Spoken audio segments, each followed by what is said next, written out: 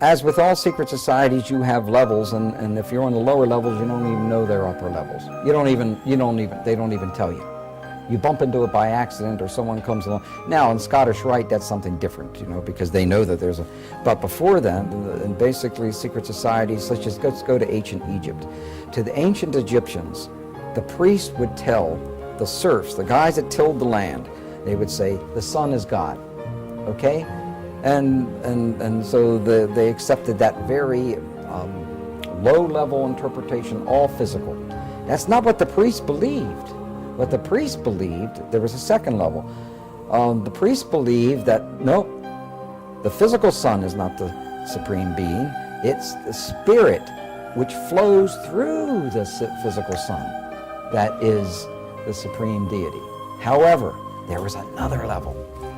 And the priests didn't even know it. It was those that were involved and elevated to now, if I would have told you this 15 years ago, I might have gotten shot.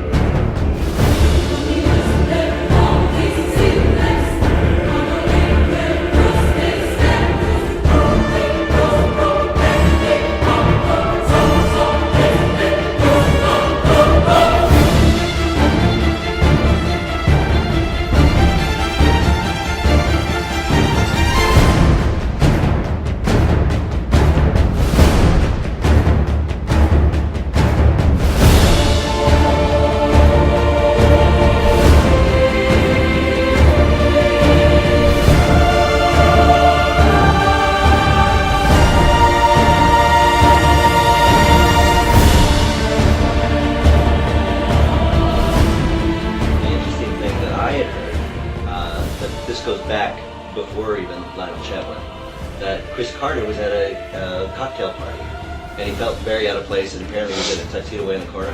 And the psychic came over to him and said, whatever you're working on is going to make you a ton of money. And that was just before he did the X-Files. Well, that psychic I talked to, I go, what were you doing at the Hollywood party? She goes, I was hired by the CIA to go to parties and then just go home and email what I talked about to people. So the CIA has been tracking Hollywood parties since the 80s in order to determine, because, you know, Hollywood films are a... They set the agenda. They set a foreign policy, sort of. I mean, no, it's a projection. It's America's dominance. They admit it's a lot of it's Hollywood. Right. And so they want to make sure that all the producers and the writers, that nobody's thinking anything so radical or doing a movie that will completely undermine their foreign policy plans.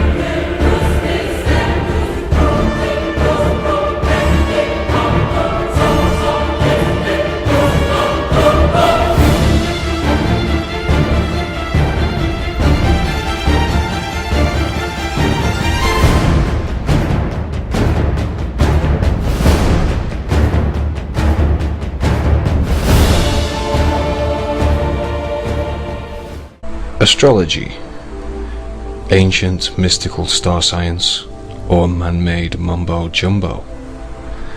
Love it or loathe it, astrology has been around for thousands of years.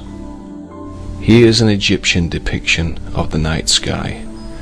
The Egyptians believed that the constellations were the representation of their pantheistic gods and goddesses. Astrologers focus on the area of the night sky known as the ecliptic, as seen here. The ecliptic is the apparent path of the sun as seen from the earth. Divided into the 12 major constellations that make up the ecliptic, astrologers follow the celestial bodies as they travel through it. From the ecliptic is derived the zodiac that we know today. The Egyptians believed that the heavens were imbued with the magical and mystical properties of their gods and goddesses, and they believed that they could channel their energies by reflecting the constellations in their architecture on the ground below. An example is the layout of the pyramids at Giza, which the Egyptians built to reflect the celestial grouping known as Orion's belt. It's an ancient hermetic principle called as above, so below.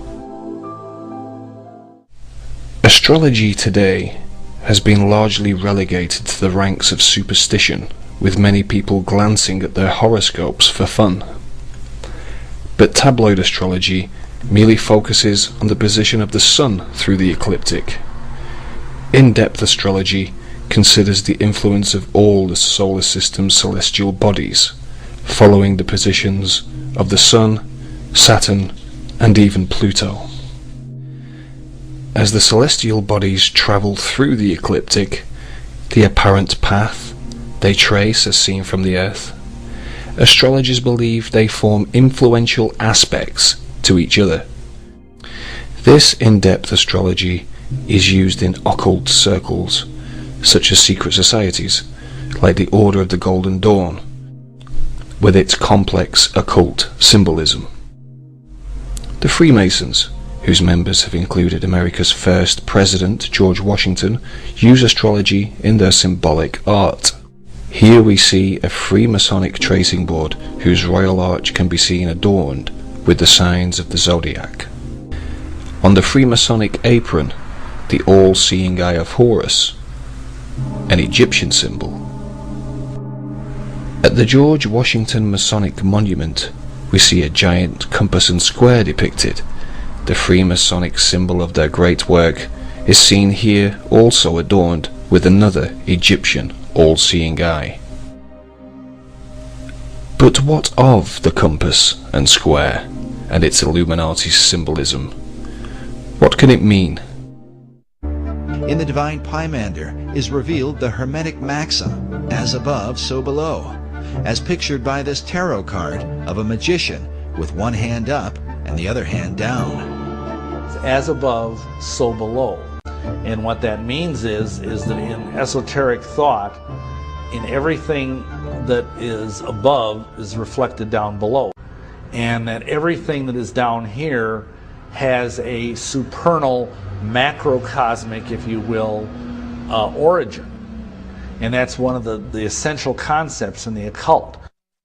As above, so below is repeatedly symbolized in esoteric art and a variety of symbols, the most basic of which is a triangle pointing upward or above. This is accompanied by a second triangle pointing downward, below.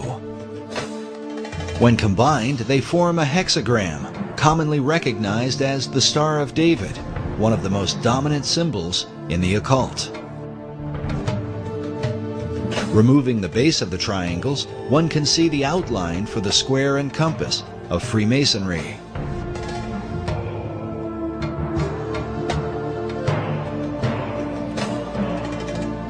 This next image shows what Manly Hall called the God of Reflections. He is called the Ancient One, perched over a pool of water that reflects his image. Notice also how the placement of his arms and the crown upon his head form two triangles like a Star of David, while on his chest is a Maltese cross positioned upward and then reflected again down below. Esoterics believe this same principle of reflection can be found in nature, with bodies of water providing a mirror as a picture of the Hermetic maxim.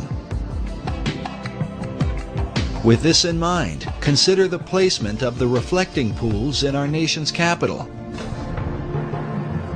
Before the Washington Monument, the U.S. Capitol, the Lincoln Memorial, and the Supreme Court. From the symbolic compass and square, with its Egyptian all-seeing eye and as above, so below references, and the royal arch adorned with astrological symbolism, can we conclude that the Illuminati and their so-called great work is to mimic their ancient Egyptian masters?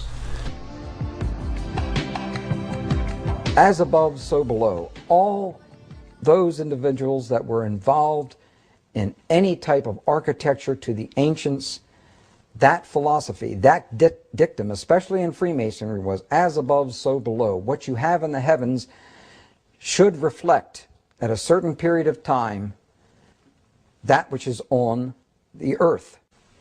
Federal Triangle was basically reflected from the stars. Washington, D.C. was built according to Hermetic principles, as above, so below. It was laid out to reflect what was going on in the stars, where you had a right-angled triangle surrounding the constellation of Virgo. The right-angled triangle surrounding Virgo is partly reflected in the layout of Federal Triangle. The White House, Washington Monument, and Capitol Building were designed in a right triangle, according to a star pattern above, where three stars surround the constellation Virgo, forming a stellar triangle. With this in mind, consider the following. On September the 11th, 2001, during the incident involving the Twin Towers, there was, above, an important astrological alignment between two of the most astrologically powerful celestial bodies, Saturn and Pluto. They formed an important aspect to each other, a highly destructive one, an opposition.